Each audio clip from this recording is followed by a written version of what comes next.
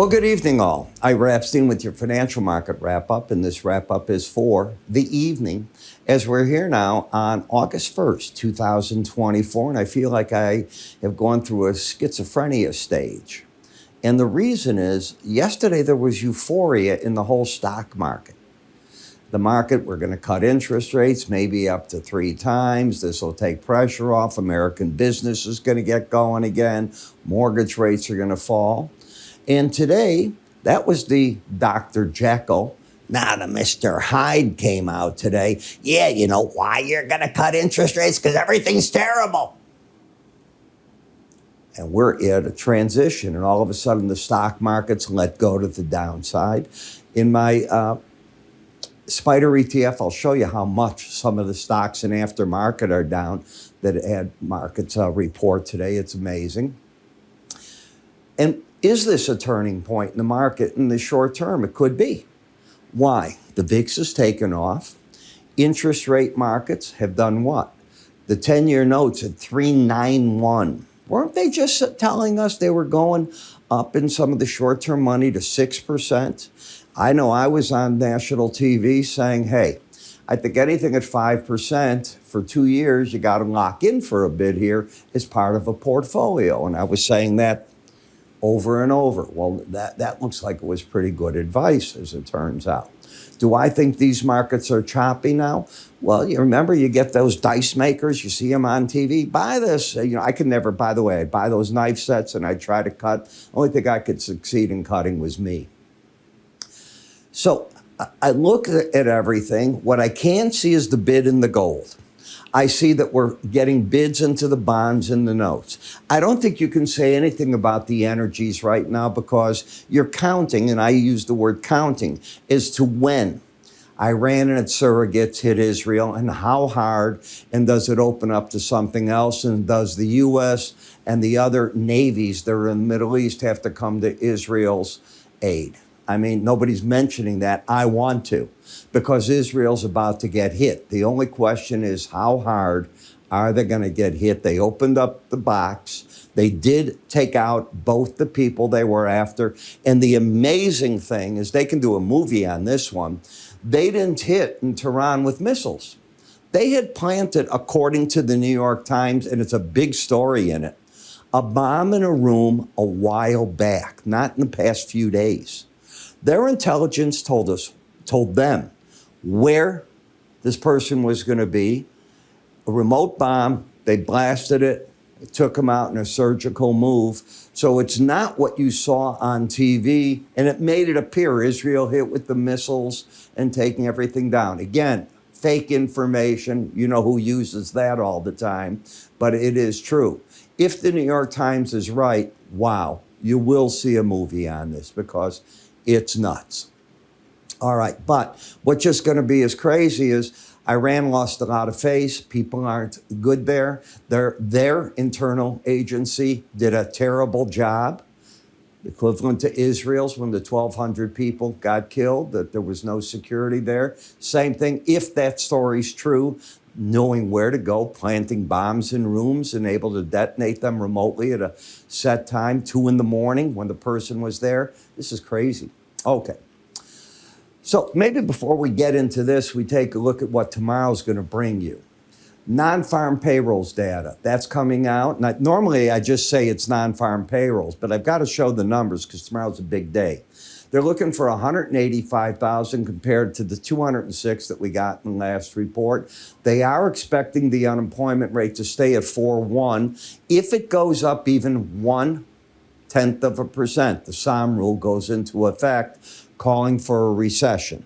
That does not mean it has to happen, but it's well known because it generally calls those events. And that would be 0.5 point up and over the low point at 3.7% unemployment. Average hourly earnings up a little bit again. Factory order data. Now, this is for June, but in May they were down 0.5%. They're now looking for it down even worse. And we've been seeing that in the different reports that have been coming out on the manufacturing in different sectors. So there's every reason to believe that. When I do my Spider ETF, I'll show you how much some individual stocks are down tonight, which is rather shocking. But as you can see in the market, you're down for the week, not much. I mean, when you really take a look at how much this market is down, it's not a panic.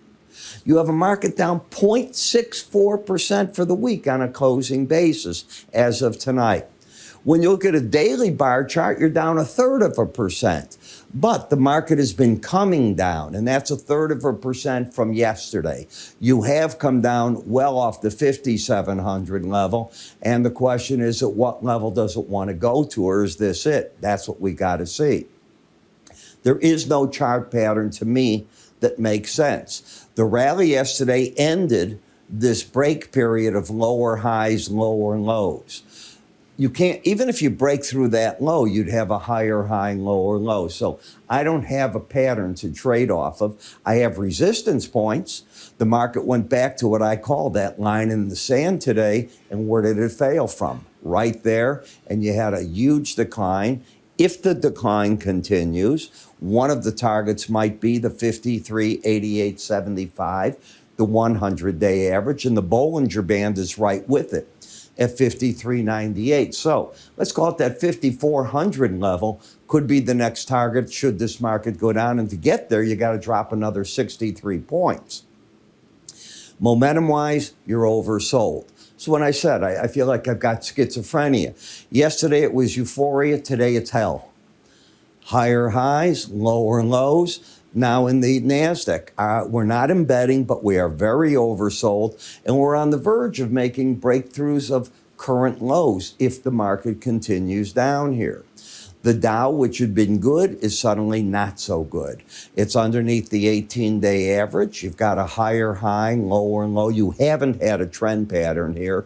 According to the swing line, you've had upside bias that has been in place since mid-month. And on the close today and early tonight, it's lost that upside bias. And the same goes in the Russell. So the Russell lost its bullish embedded reading. I think we just talked that it might happen yesterday. You had lost it on the close, 76.86. I know people don't believe this stuff. I do. And my work said you can't be long, that the pros got out, not today, but anytime you're trying to embed, if you lost it, it's there. But did you embed? I'm not going to go through that with you. But this was a sign, at least, that you had a problem. And if it pulls back, well, then the 18-day average is the first logical stopping spot. You didn't get too far from that, and you're not that far from it tonight. In the bonds and notes, well, if people are nervous, what do you think they run to? Fixed rates. And here you are, up here, over the upper band. I never teach to buy over an upper band, but the market is certainly looking still very strong, and the same in the 5-year note. Are they embedding? Well, you can't count today in the 5-year. So we go to the close of business Thursday. Both numbers were over 80, but if you go the day before, they weren't. So you have an overbought market that is over that and nervous about tomorrow's report. That's the best way I can state it. I see no trend in the dollar index. I shared that with you yesterday, and I'm repeating it. I said yesterday, I see resistance, the 18 to the 100-day average, support, maybe down to the 200 and the Bollinger Band. You tell me what that market's been doing. I mean, it's a good place. You put your hand in your pocket. You don't try to do anything in that. The euro, though, reversed course over the past week, and it is now down to the lower band and lower on the day. Bank of England today joined in the parade, and they cut their interest rate. So we had the Bank of Japan raise theirs. They're the unusual one, as they're finally getting away from QE, and everybody else is looking at their economies. Eurozone, the United States, Bank of England, and we're the only ones that haven't begun the cutting process yet. I would say that September looks pretty darn good for it. When you look at the pounds, boom, right on down. So when you cut rates, you hurt in one way the value of your currency, which sometimes that's what the governments want. Makes the export of their goods better. Yes, they're importing some inflation, but depending on what their economy does and what they import, it's a decision that has to be made. Bitcoin hasn't done much of anything, and the really bad one has been Ether. Ever since those 9 ETFs came out, you had that day of a rally, and you have just gone the other way all the way through it. No savior there. On the energy markets, again, you're not playing the demand factor here. You're playing a fear factor with what is Iran going to do and when. That's all that you're playing. Will it last long? Typically not. That is all that I can tell you. So I let those things go by me. I've been around this too long, and I know not to stand on that train track trying to jump when that super fast train is coming at you and you think you're going to get it just right. All of these markets get a 2-day rally, but we know what it's off of. It's not off of demand.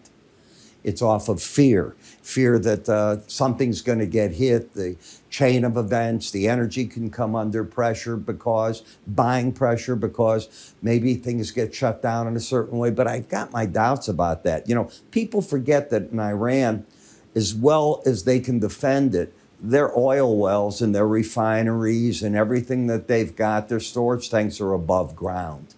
Missiles can find them.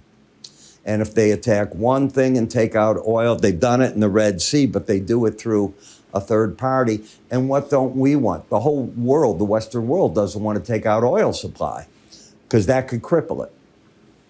So I don't think oil's quite the play that people think, but I let them have their day.